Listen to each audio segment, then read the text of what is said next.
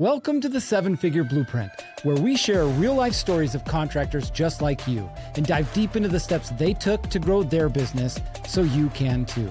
My name is Garrett Bake. I've worked with hundreds of contractors, helping them scale their business to 7 figures and beyond. Welcome back to the 7-Figure Blueprint, where we interview successful contractors and figure out how did they do it. Today we have a special guest. We have Katy with us with TruePros Heating, Cooling, and now plumbing. Yeah. Love it. Love it. Love it. Love it. So Katy's got a unique story. She's been in the industry for 25 years, but she's owned her own business for 2. Mm-hmm. And in those 2 years, she's done some things that a lot of people have never done. And we're going to talk about that. But I'll just let you know that it's over 7 figures. And we'll talk a little bit about that. 1, 2, yeah. 1, 2. Yes, We count with yeah. fingers again. Yeah. Katy, welcome to the show. Hey, thanks for having me. Appreciate it. All right. Just so you guys know, we've been here for about 15 minutes already, just chatting it up about stuff. We probably should have hit record. Would have made better entertainment. But for you guys, there's a few things that based on our 15 minutes of conversations that I really want to talk about. But I always like to start out with how did you get here, right? So you have 25 years experience in the industry, but 2 as an owner, Yep. right? So I really want to kind of start at the beginning. What got you interested in HVAC? Did you just stumble into it? How did this whole thing start? That's a great question. So heating and air for me was for most people, it's what happened to me. I was a single mom working as a telemarketer at a heating and air company and going to school in the afternoon to do medical coding so I could work from home. And I finished schooling and my boss came to me and said, "Hey, you're pretty smart. Maybe you could help us out a little bit." And I love talking to people. I can't be quiet, as you'll find out pretty quick. But medical coding was just numbers. And so with heating and air and dispatching and telemarketing, I got to talk to people. And so I went from telemarketing to dispatching to lead generator, marketing director, office manager, and then out into the field. I was to the best of my knowledge, I was the first female in northern Utah that did the in-home estimates and system designs for residential furnace and air conditioner replacement, 18 or 19 years ago. And I had a very wildly successful sales career. But that took some time and took some confidence building along the way, because if you go back 20 years ago, cell phones are just becoming a thing. I'm using coordinate books, and I'd call customers when I was on my way and be like, "This is Katy with blah, blah, blah. I'm on my way." And they'd be like, "Honey, it's a woman." I'm like, "I'm still on the phone. I can still hear you." And so learning to kind of make light of those situations and showing up to the door and saying, "I'm still a woman." That took some time and some years, because I had to remember that every time somebody saw me was the first time that maybe they'd had a female technician, and that's okay. Hold on. Yeah. We're gonna rip the Band-Aid off, and we're gonna go right into this. Okay. You're probably the first female, not just tech, but also salesperson. Sure. Okay, in a hugely male-dominated industry, not just construction, but specifically HVAC, right? Yes. Yeah. And what is that like, knowing what you know, the confidence that you have in your skills, and then being met automatically simply because you're a woman with this whole I don't know, am I gonna buy from her? Am I gonna sell from her? Do I trust her? Yes. What was that like? Really hard and lonely. It was a really lonely career. So as I'm building my own business, and we just talked about that, we're 35% female, 65% male. Nationwide, it's still 2% female in the heating and air industry. So what we're trying to do is something different and special, but I'm trying to change the experience from male and female perspective as I'm building, or what's the norm? So going back, I didn't have confidence, but I knew I was very smart. And instead of being the female that they had out there, I wanted to be the smartest person that they had there. So I changed my presentation. Instead of heading right to the furnace, I'd say, "Hey, Garrett, would you mind if we sat down and visited for a few minutes?" And sometimes people get annoyed with that, but I'll always say, "Hey, I want to know what to recommend for you at the end of this, and there's so many choices. If we could just spend 5 minutes together, then I can understand the problems that I can solve for you today.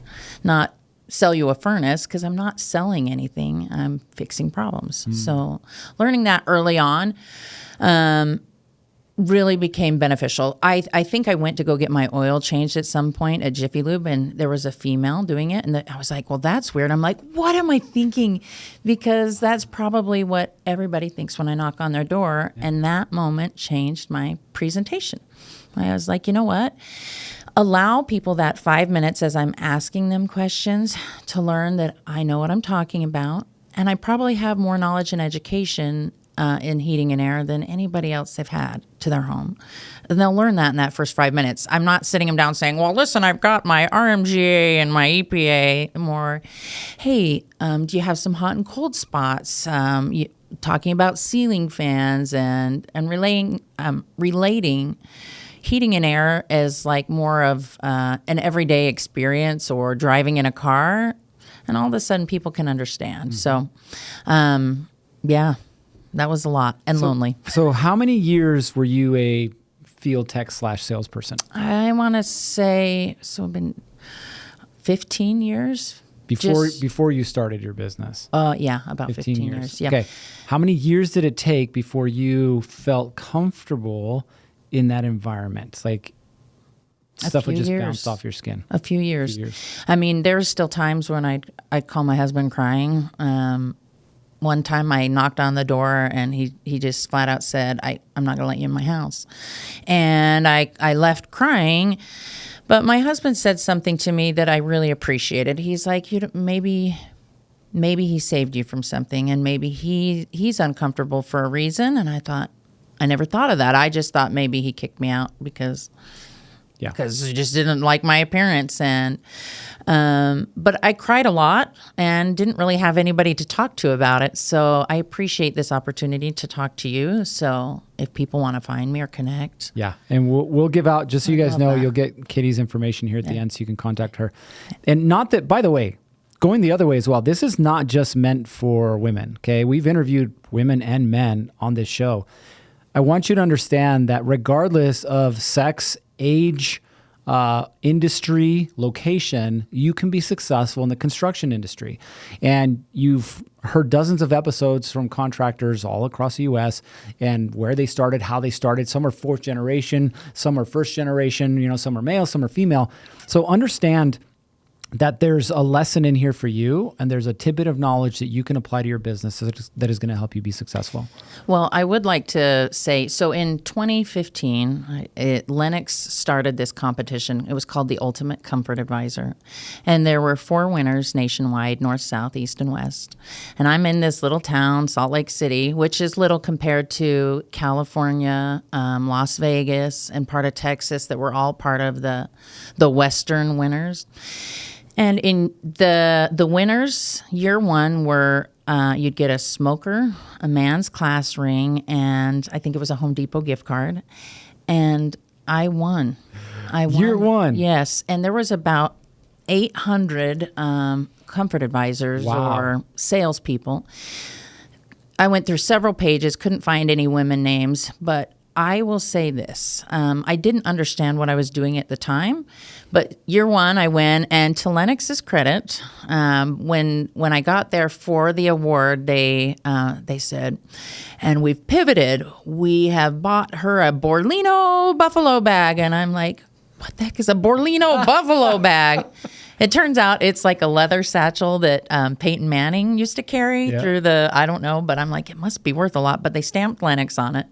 It's pretty funny. I should have brought it because it's funny. Oh, nice. But that next year, on page 1, there was like 3 other women. I won years 1, 2, and 3, and then decided that maybe I should go out on my own. But I'd also turned about 40 and couldn't quite crawl out of the crawl spaces as well anymore. So I was trying to figure out, like, what's the next chapter and what does that look like for me? So, yeah. Okay, so we still haven't gotten to you owning the business. Yeah, no. But I think this is a huge part of the success that you've experienced. What's it like being in the field day in and day out, knowing that the odds are stacked against you? Like I said, a little lonely.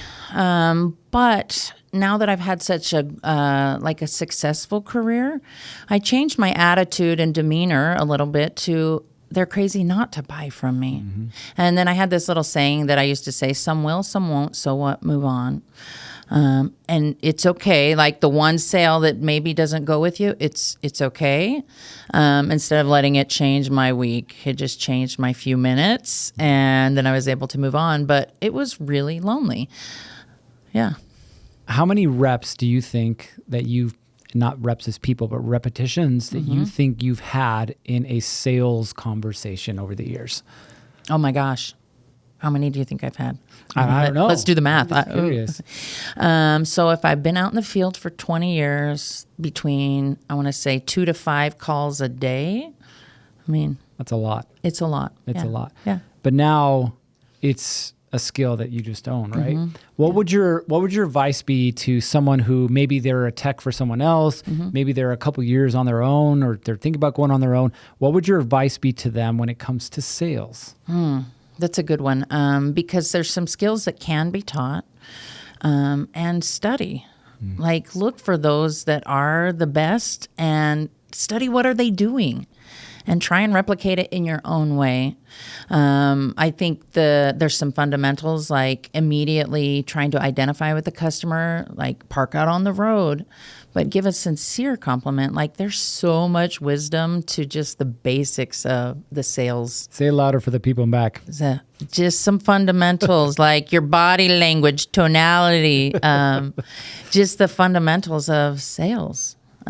Which is, but when you walk into somebody's house and maybe they don't have the cutest kids in the world, you say, man, your yard looks awesome. Who mows that yard?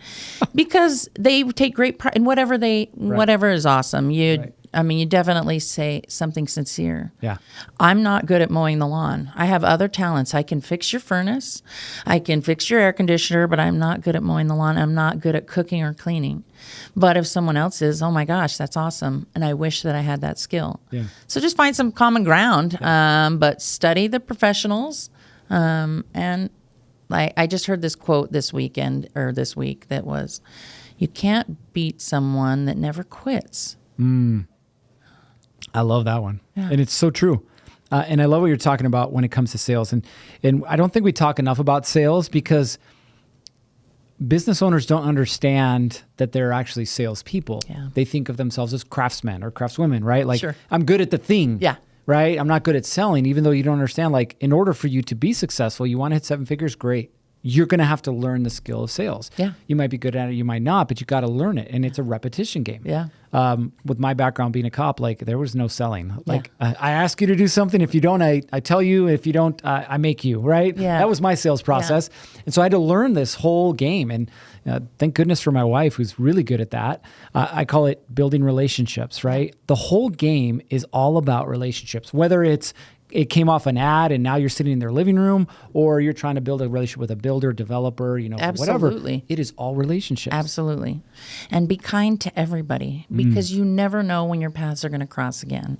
There's been, especially in the trades, I know specifically in heating and air, we all cross paths. There's a group of about 10 of us that were all in that first sales class together 20 years ago. And it's funny, they're like, we're at different companies, but like we go way back, and you just never know when you're going to need somebody. You never know when you're going to cross paths with them. You never know if they're going to be working with you the next day. But be kind. Be kind. Love it. And that's so true. Okay, so you got 15 years in sales, right? You're obviously successful at this point. Yeah. What made you decide to take the leap from I'm a kick-ass salesperson to, you know what? I think I can run this thing on my own. One very deep crawl space. No, just kidding. Well, I truly, like, there's a few things that happened. I was getting a little bit older, and my mom used to say, we paid for you to go to school. Why do you crawl under people's houses? And what happens if you get stuck? And I told her, well, I will call the fire department, and then I'll quit my job. So in that order. And as I got older, I mean, I'm crawling in crawl spaces and crawling in attics. Like, what does it look like for me? What are my options? And so I did feel like customer service was being lost a little bit in our industry, and we're asking people to spend so much money. Why don't we treat them that way? So I don't even think up to that point that I realized that a bunch of the stuff in my career was defining or moments of not only just introducing women into the trades, but more customer service, just doing things very differently. Even our little notifications that we send out for you schedule an appointment, you get a bio when I'm on my way. You get a little headshot of whomever it is, but I don't care what licenses you have. Who's coming to your house? Yep. Katie's a grandma and she plays pickleball and her favorite color is pink. Like, who is coming to your house? And I know from my mom's perspective, she's been a single mom for about 30 years. She used to call and yell at me, why would you send so-and-so to my house? And I didn't have control over all of it, which I do now. And when I'm interviewing somebody, Garrett, I'm like, would my mom call and yell at me if I sent you to her house? Like there's a filter. That's the one thing I'm looking at. Like, are you trainable? Are you teachable? Are you coachable? Would my mom yell at me? That's it. I have never heard the mom. Trainable, coachable, like, are they hard workers? I've heard those. Never heard the mom, but I love it. Well, she's yelled at me multiple times over my career. So not now. Sorry, Mom. I don't know if you'll listen. Sorry. You say thanks, Mom. That's Thanks, a Mom. good one. No, it's That's awesome. a good one. So it's changed the way that we do things a little bit, like letting customers know who's coming. When you schedule an appointment with us, you get a thing saying, Garrett, you've scheduled an appointment tomorrow, but also here's a little note from the owner. And it's a video from me saying, thank you so much. Thank you for scheduling. And I know, and trusting us in your home. And if you need anything, here's my cell phone number. Customers call me. I'm like, how'd they get my number? I gave it to them. I put it on YouTube. I put it everywhere. But it's important that customers feel like they can get to me if they want to or need to. So, yeah. Okay. I want to get back. You talked on it briefly, but you're like me. You go down rabbit holes. Customer service, very important. Okay. So the transition, you were getting to the point where it's getting a little difficult. There's no end game. Like if you stop selling, then what's left? There's nothing. Yeah. So what made you decide to take the leap and when did you do it? That's a great question. I was working for a company that didn't have a qualifier, and I went to contracting school to get my contractor's license so I could be the qualifier, which is a whole story all by itself. But while I was in contracting, I don't even know what you call it, but while I was getting my contractor's license, the instructor was like, why don't you just get your own license? You don't need to just be the qualifier.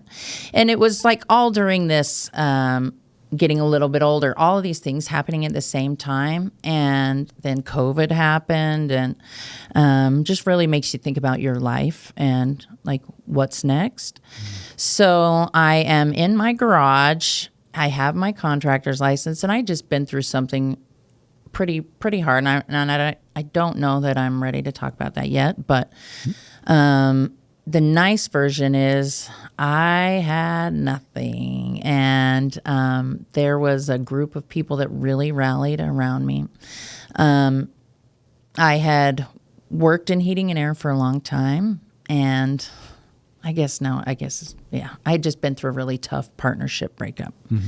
And there's some things that I'll say, learn to read your contracts, get a contract, know who you're going into business with. So in my garage, what's next? I have nothing but maybe $13,000 left. And I in my mind, TruePros, it's 8 letters, and I thought that is a good, people can say that into their phone as they're driving, TruePros.com, and I looked, and that domain was on sale for $15,000, so I sent this guy an email and said, all I have is 13, and he said, okay, great. In hindsight, I should have told him I had 11 because it left me $800 for workers' comp, so I had just given up, and my husband, who used to own a little cabinetry company, came to me and said, I will go get a W-2 job if you will start a company. And I'm like, but I'm short $800. He's like, I'll borrow it from the neighbors. I'm like, what neighbor's going to give us $800? We had a neighbor that made cookies for the customers. We had a neighbor that helped me with the logo. We had a neighbor that helped me buy a vehicle. one that helped me do my books. And in that first year, we did 5.6 million out of my garage. So we didn't work out of the garage. We got to pause for dramatic effect. Dramatic. Okay. Right? Okay. So you don't even understand what you just said. Okay. So I'm going to recap it for the people who are watching or listening. She was basically forced into a decision. Without saying it, she's saying it. Forced into a decision, like, what am I going to do now, right? And notice that as much as she thought she was alone, she wasn't alone between her husband, neighbors, friends, so on and so forth, right? And I'm going to guess that the reason that they were there for you is because of what you said earlier, okay? Always treat people kindly, right? Treat people how you want to be treated. Exactly. And so now they came back and were willing to rally around you and help you. We skipped over a lot, right? It's not just starting a business, buying a domain, and oh my gosh, go, right? No. But the first year you did 5.26. 5.6. I think it's 5.6. I have to give 5.6. 5.6 million the first year. And I will tell you that I've interacted with, taught thousands of contractors over the last 8 years. You're the first one that has hit over $5 million in their first year. First one. So congratulations. I'm going to cry. I don't have a prize. Yeah. But you deserve it. I appreciate that very much. Oh my gosh, I thought I wasn't done crying about this. I didn't realize what I had done was anything different than anybody else ever. And I lost a few great people that first year, but I also didn't give myself grace until I realized what we had done. That there was some carnage because people are like, that's awesome. I'm like, there are parts of it that are awesome, but there are parts that I'll never forgive myself for not understanding the sheer volume. And everything that happened was the first time that it had happened. We fell through a ceiling. What do we do? A transmission went out. What do we do? Just the things that you don't think about. Do we have insurance for that? Oh my gosh, yes. Or the vehicle wraps, just every single thing that happened was the first time it had happened. So it was amazing and really hard. Yeah, you had almost 20 years experience in the industry, but none as an owner. Correct. So now all of a sudden it's like, hey, I know how to do the work and I got to figure out all these things. But the unique thing about you is you had to learn these accelerated lessons, right? And I call it the school of hard knocks. Everybody's going to go through it, right? It's just how quick do you want your degree? Yeah. You decided that you wanted to get your master's in 12 months. Apparently. So congratulations. I appreciate that. But in honesty, like what you did in that year is so significant. Thank you. But it has less to do with you being a woman and more to do with who you are as a woman. Thank you. Which I think is so different. So let's kind of unpack this a little bit. Okay. Okay, that's fair. How realistic is it for a new contractor to think that they can do 5 million in their first year? I didn't realize. I thought it was the norm, and I've not met anybody else. I went to my very first conference, Service World, last year. It was this is a funny story by itself. So the vice president of sales called me and said, "Hey, are you coming to this conference?" And I'm like, I'd never even heard of this conference. And he's like, "Well, you were nominated as Woman of the Year."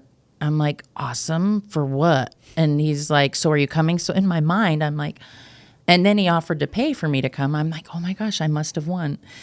I did not win. I was not even on their radar. But I'm so thankful that they got me to this conference because I'm sitting in class and I'm sitting by this guy who says to me, I'm going to do 5 this year. And I'm like, 5 what? And he said, 5 million. And I said, well, how long have you been in business?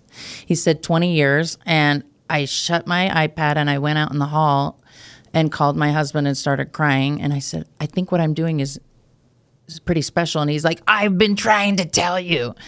But it took me surrounding myself with other contractors to realize like I don't think anybody can go out. It's hard. Yes. There's no way around it. It's hard. In fact, I would say that less than 1% are not just even going to reach that, but are capable of reaching that. Fair. Right. And we've owned multiple businesses over the years. I had a landscaping business and a window washing business. You know, now we've got our commercial construction business. And even with the background and experience that I have, you know, all the systems and processes that I've acquired, like all that stuff, like it's hard. It's really hard, right? So what would be some realistic advice that you would give to a newer contractor who wants to be like you and wants to hit maybe even 5 million in 1 year? Yeah. Sales. So think about this. I knew everything about sales and installation, and I had taken a couple of classes that said, oh, you want 30% service, 10% maintenance, and 60% install. I had no idea how to build a service department, but I knew everything about installation and sales, so that's how I built. And we kind of laugh because I didn't have a service technician for almost the first year. And now we have a wonderful service department, but I didn't know how to put that together. So I would say focus on what you do know how to do, and then surround yourself with people that know how to do what you don't know how to do.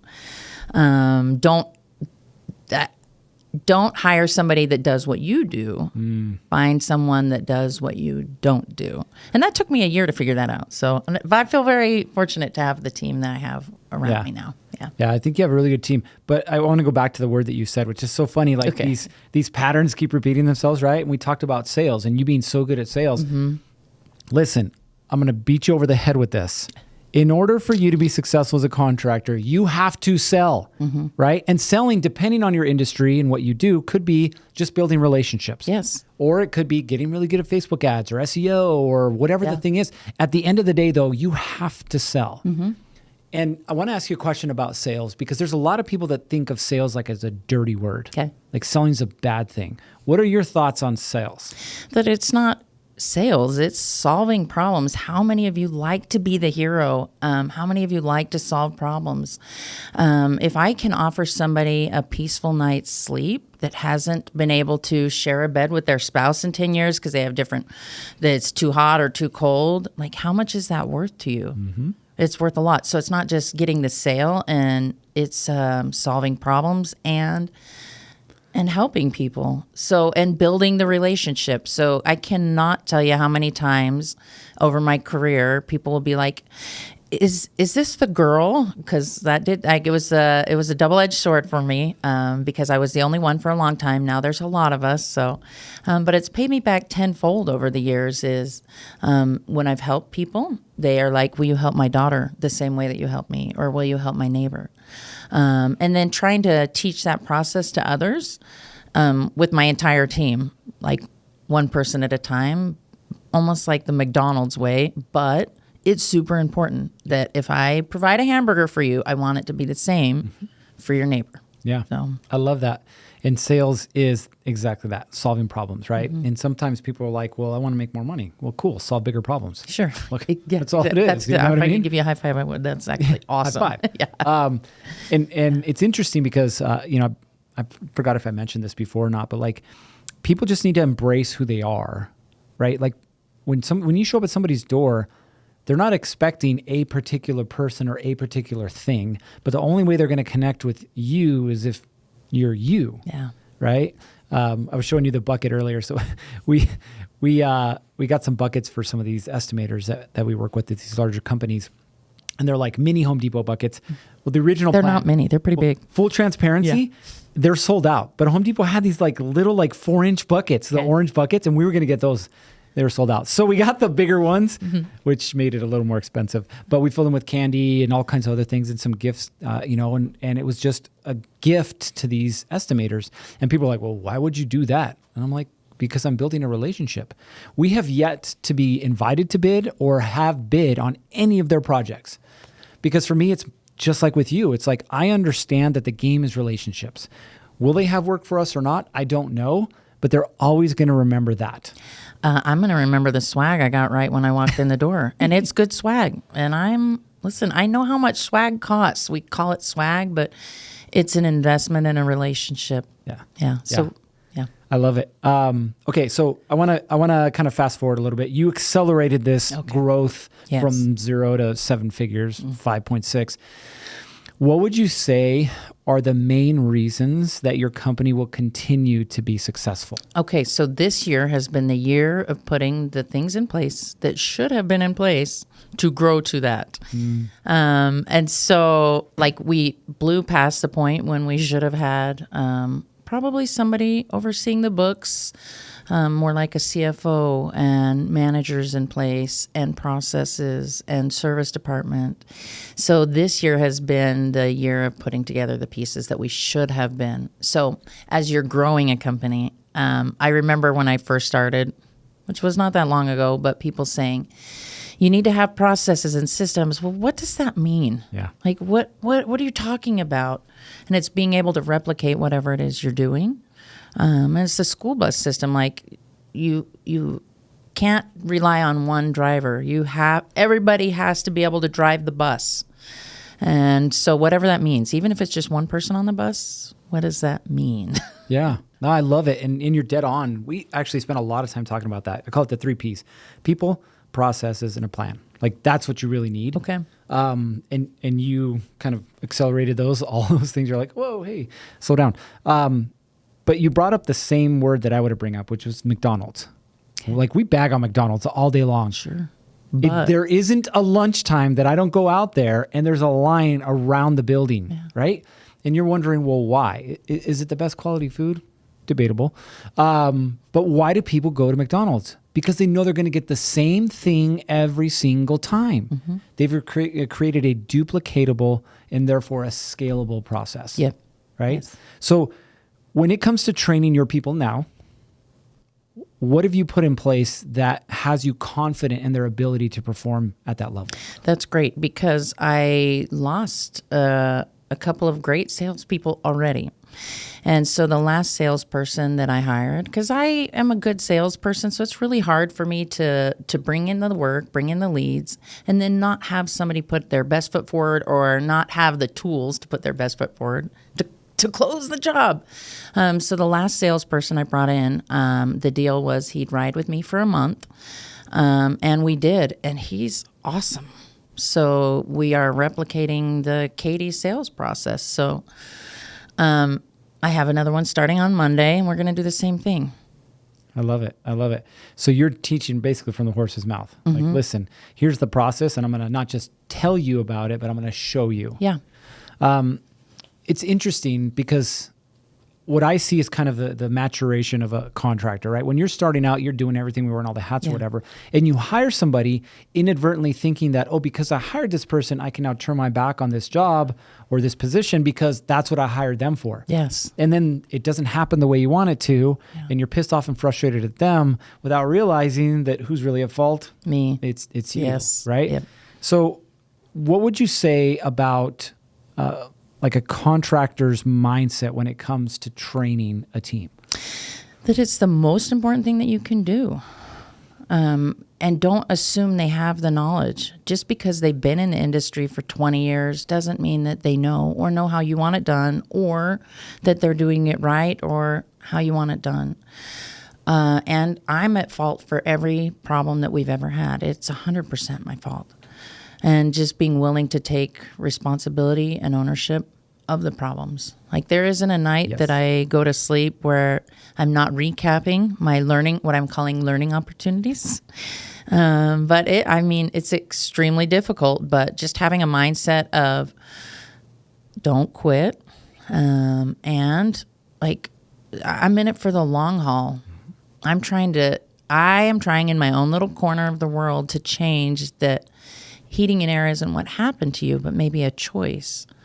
How are you choosing to provide for your family? How are you choosing to live through a recession? How are you choosing to live through a pandemic? So, not what happened, which is how most people end up in the trades. But man, what a great way to provide for a family. Oh, 100%. I mean, you hear like Elon Musk talk about, plumbing, HVAC, electrical, and talking about these industries are going to create the next wave of, $1 million earners, because there's something that everybody needs, and they're not going to be automated anytime soon, and they're not going anywhere. Yeah. If it's hot, if it's cold, they're going to need you. If it's, high interest rate, low interest rate, they're going to need you, right? People are buying or selling, they're going to need you. So it's not going anywhere. Yeah. So it's a great industry to be in. I want to kind of ask you one more question before we wrap up. Yeah. And as you look at your business right now, what do you see the opportunities being in front of you? For me, or for the people that work with me? We'll start with you because I think the opportunities start with you, and then you present those for those people around you. If I have a solid enough team around me, which I do, they are going to allow me to continue to have a voice for women and men in the trades, and continue to elevate and educate, and hopefully teach more people. The better the people around me do, the better other people can do, and I'm hoping I can influence for the better. So that's what I'm really hoping for. I love it. Yeah. I love it. Well, I'm glad we gave you an opportunity to be able to share your story and your passion. Thank you. Okay. The question I told you at the beginning that we were going to ask you. Okay. You're starting over. Yeah. Oh my gosh. Okay. The only thing you get to keep is your mindset and your skill set. That's all you get to keep. Mm-hmm. You got $1,000. Mm-hmm. What are you doing with that $1,000? Workers' comp. No, really, that's where I was at. I didn't even I'm paying back my neighbor $800, which was a little bit of interest. But I mean, really, with $1,000 in my mind, invest in marketing. Ooh, right. Some form of marketing, yeah. What would you invest in? Where you're at right now. Not back then, but right now. With your mindset and your skill set, you just don't have anything other than $1,000. $1,000. Yeah. AI, some form of AI automation. Wow. Like learning to adapt last year, first year, right? This year, there's things that are changing. And I'm like, but being willing to learn and adapt with what's changing and the platforms. Yeah. Love it. Yeah. I've been writing some awesome songs with some AI. My husband's like, turn it off. That is not your song. I have to listen to some of these. No, they're not. So you mentioned at the beginning that you're more than willing to help people out. Yes. If someone wanted to get a hold of you, how would they get a hold of you? Easiest way is Katy at TruePros.com. So it's Katy at TruePros.com. I'll also provide my cell phone number if you want, but we'll keep the cell phone off for this one. We'll just do email. It's probably better for you. Appreciate that. Yeah. But yes, reach out. She's more than willing to help out in any way, shape, or form. And listen, if you guys want the foundational framework that she's talked about that has helped her succeed, we have our Build Pro community. It's free. We have all our training library and everything inside of there. In fact, this episode will be in there as well. So if you want to recap it, it'll be in there as well. But thank you, Katy, for making some time to come down here and share your story. Yeah. Parting words of advice. Be willing to ask for help. Be willing to ask for help. I knocked on so many people's doors, and there were so many people that wouldn't help me, but then there's some amazing people that helped me along the way. So there's still a lot of good people out there. Mm-hmm. All right. You guys know what time it is, though. Quit listening to us. Time to get to work. Time to get after it. 3, 2, 1, off you go. Bye. Thanks for listening to the show. If you're a contractor doing at least $500K in revenue and still stuck wearing every hat, if your team exists, but your systems don't, if cash shows up, but clarity doesn't, and you don't know what to do next, go to buildprosystem.com and book your free business breakdown. We'll show you why you're stuck and, more importantly, how you can break free. So go to buildprosystem.com and schedule your free business breakdown today.